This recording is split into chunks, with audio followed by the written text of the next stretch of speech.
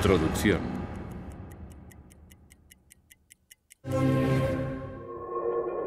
El 30 de enero de 1948, el indio Mohandas Karamchand Gandhi, apodado Mahatma o la Gran Alma, muere por los disparos de un extremista hindú. El mundo está de luto.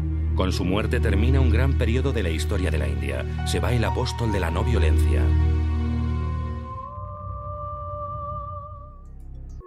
Su doctrina, forjada a partir de sus primeras experiencias como joven abogado, se basa en la desobediencia civil a todo tipo de opresión y en la no violencia absoluta.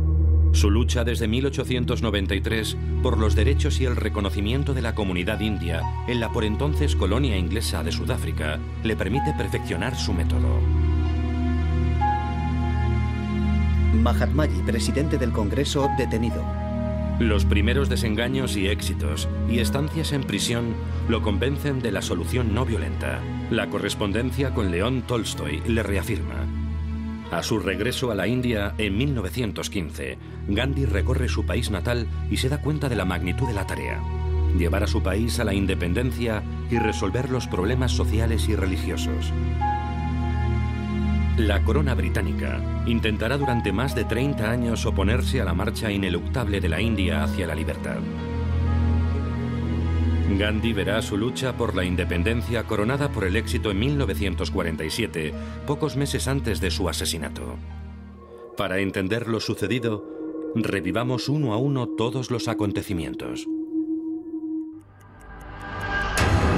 Cronología. ¿Quién es Gandhi? Gandhi nace el 2 de octubre de 1869 en Porbandar, una ciudad portuaria de la India, en el seno de una familia burguesa acomodada. Su padre, a pesar de ser un alto funcionario del Estado, pertenece a la casta de los comerciantes. Su madre, muy piadosa, le da una educación religiosa y le enseña la práctica regular del ayuno como método de purificación. Gandhi es un alumno más bien mediocre, pero aplicado.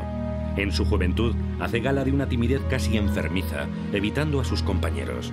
A los 13 años, como establece la costumbre, se casa con Kasturba, su compañera de luchas hasta el final. A la muerte de su padre, la familia decide que Gandhi debe sucederle y le obliga a estudiar Derecho. En 1891 se colegia como abogado en Londres. Estos años marcarán a Gandhi. El adolescente se convierte en un caballero, pero al mismo tiempo se forja en él una conciencia política. Las primeras armas. A su regreso a la India en 1891, abre un bufete de abogados, pero se ve obligado a cerrarlo ante la falta de clientes. Una sociedad de comerciantes indios musulmanes establecida en Sudáfrica lo requiere para defender los intereses de su comunidad.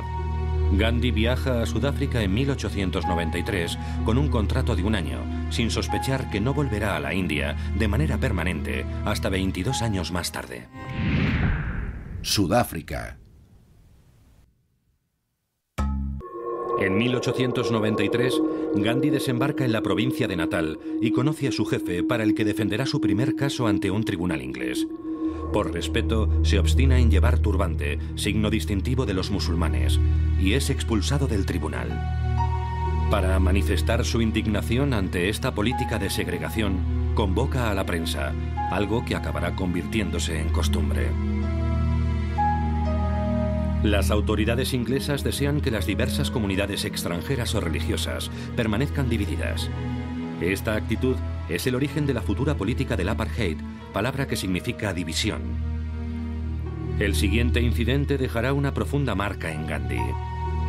De viaje en tren hacia Pretoria, con un billete de primera, el revisor le deja de forma violenta con las maletas en el andén, a petición de un pasajero blanco racista que se niega a compartir el vagón con un indio. Prohibido a los indios viajar en primera o segunda clase. La primera noche que pasa en Sudáfrica, coge el tren y se instala en un vagón de primera clase. Se olvida por completo de que estos vagones estaban prohibidos a los hombres de color. Al parar en una estación, le hacen saber que debe pasar a los vagones de tercera clase, a lo que se niega, por lo que le expulsan del tren y le dejan tirado con su equipaje en el andén. Pasará la noche en la sala de espera de la estación y se dirá: o acepto esta humillación impuesta por el poder blanco y me resigno, o no la acepto y me resisto. Acabará decidiendo resistirse. Afirmará que aquella noche se convirtió en un resistente.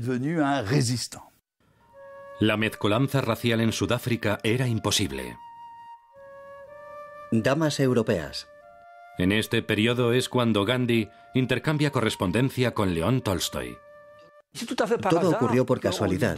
Alguien le da el texto «El reino de Dios está en vosotros» y a partir de ahí tiene la audacia, como él mismo afirma, de escribir a Tolstoy que está en Rusia sin saber si su carta llegará.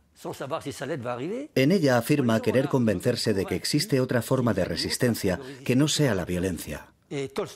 Tolstoy le responde y le cuenta cómo resiste él al fundamento mismo de la guerra, a la tragedia de la muerte de todos estos jóvenes y al desconcierto de las familias.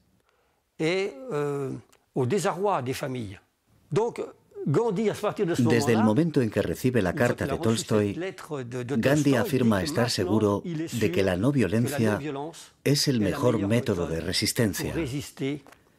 resistencia a toda forma de totalitarismo e injusticia. Resulta asombroso ver a estos dos sabios intercambiar sus pensamientos. Estaban de acuerdo en lo fundamental. Diría también que Tolstoy no era un hombre de acción. No organizó la resistencia contra la sociedad de los zares. Gandhi fue un paso más allá en la organización colectiva de la acción no violenta. Tolstoy no utilizaba la expresión de no violencia. En aquel momento ni siquiera el propio Gandhi la utilizaba. Aplicación de la doctrina Gandhi. Lo que ganes con la violencia, una violencia mayor te lo arrebatará. Gandhi. Se establece la doctrina Gandhi, organizada en varios puntos, todos ellos basados en la absoluta no violencia.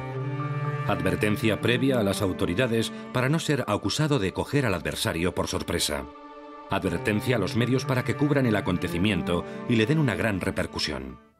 Tenía un increíble sentido de la comunicación y del contacto con los periodistas. Supo hacer que periodistas de todo el mundo se interesaran por su acción.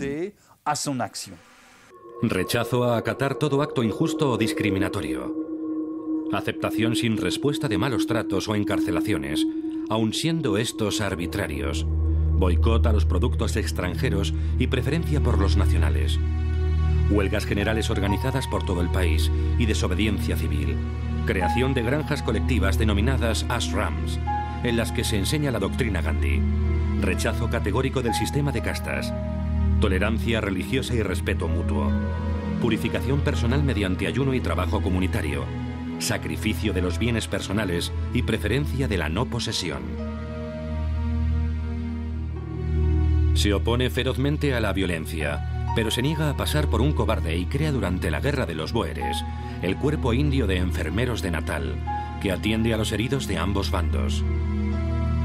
En 1904 se declara un brote de peste negra en el gueto indio de Johannesburgo y Gandhi pone en riesgo su vida atendiendo a los afectados.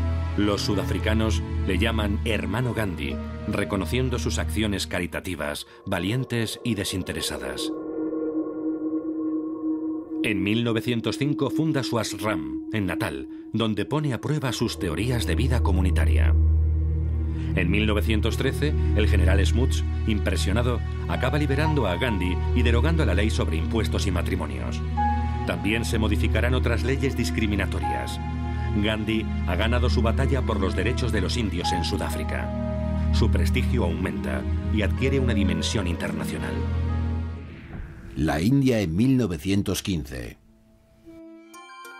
A su regreso a su país natal en 1915, Gandhi es recibido como un héroe nacional. Se dispone a luchar por la independencia de la India. En la India apenas se le conoce. Tan solo se sabe que un pequeño chaval de Gujarat se ha hecho un nombre en Sudáfrica. Comenzó a ir a pie de aldea en aldea con su pequeño grupo, que fue creciendo con el tiempo a medida que su popularidad aumentaba en todo el país.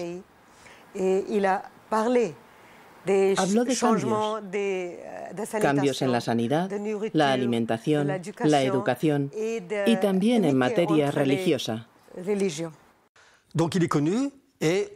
Adquiere reconocimiento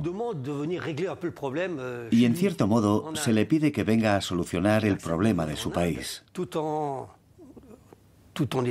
Él acepta volver a la India, aunque se siente desamparado, ya que llega a un país que había abandonado hace años. Durante 10 años, tratará de comprender qué es la India. Las castas anquilosan gravemente al país. La situación de los intocables, parias de la sociedad india, es especialmente desastrosa, ya que los condenan sistemáticamente a la mendicidad o a los trabajos más desagradables.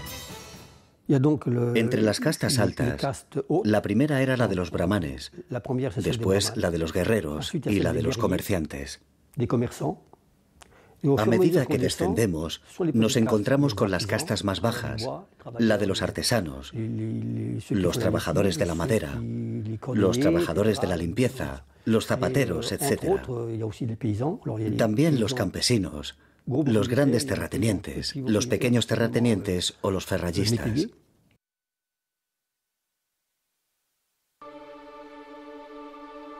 Gandhi hace del problema de los intocables una de sus prioridades. Para complicar aún más la situación, la India es en 1915 un mosaico religioso. Las comunidades hindúes, musulmanas y sijes están repartidas por todo el país. Algunas provincias son mayoritariamente hindúes y otras musulmanas.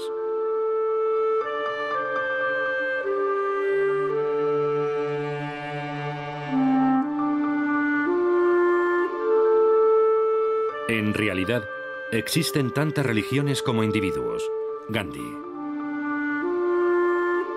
Esta situación tendrá consecuencias dramáticas durante la partición de la India tras su independencia.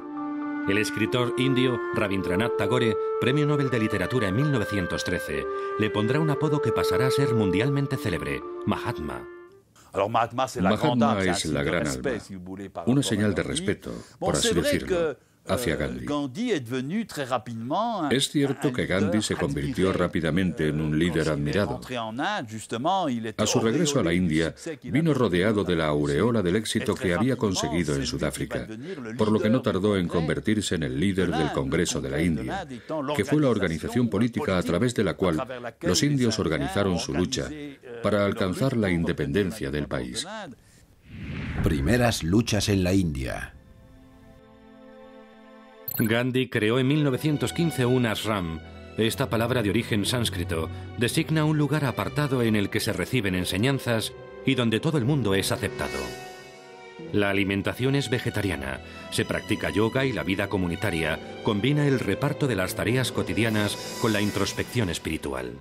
El 4 de febrero de 1916, su discurso durante la inauguración de la Universidad Hindú de Benarés causa sensación. Pide el abandono del inglés como lengua oficial, desarrolla sus ideas para la autonomía de la India, recomienda hacer un esfuerzo con los problemas de higiene y aconseja encarecidamente repartir las riquezas. Ese mismo año, Gandhi conoce al que será su fiel compañero de lucha en el seno del Congreso durante los siguientes 30 años, Jawaharlal Nehru. Poco después parte hacia Bihar, una provincia del nordeste de la India, para tratar de encontrar una solución a la miseria de los cultivadores de índigo. Hay que destacar que allí también el colonialismo británico, tan cruel como el resto de los colonialismos, quiso hundir y destruir la artesanía textil de la India. No olvidemos que la India producía uno de los tejidos más bellos del mundo. Al mismo tiempo, Inglaterra quería importar sus tejidos simplemente para su propio beneficio. De modo que Gandhi llevó a cabo dos acciones. Por un lado, quiso boicotear el tejido británico, llegando incluso a organizar hogueras en la plaza pública con el tejido británico, algo que no agradaba demasiado a Tagore. Y a su vez, con relación a su programa de no cooperación, quiso organizar lo que él llamó un programa constructivo.